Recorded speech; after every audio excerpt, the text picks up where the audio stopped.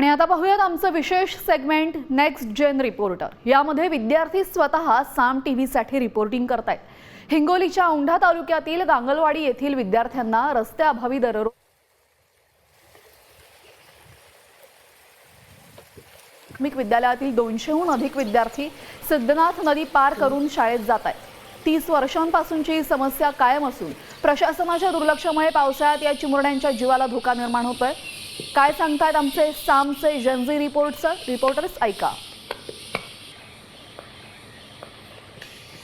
माझं नाव नागनाथ महादेव हनवते, राणा गांगलवाडी। इथे शाळा आहे, आश्रम शाळा। तिथे शिकत आहे मी।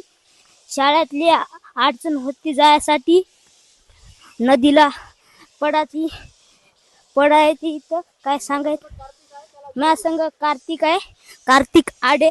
पाऊस पडते आणि आम्ही पूर येते। पूर आल्या नाहीतर इथून येतो आम्ही पाण्यातून। हे रस्ता शाळेचा आहे। माझे नाव हरे गजानन पवार। आम्हाला शाळेत जायची परिस्थिती खूप अवघड आहे। आमच्या इथं काही मित्र जण आहेत, हे खूप पडतात। मग तुम्ही काय म्हणणार? नदीला पूर येते, पूर आल्यावर आमची शाळा बंद राहते, जायला अडचण होते, म्हणून आम्हाला पूल बनवून द्यावे। शिवाय रस्त्यावर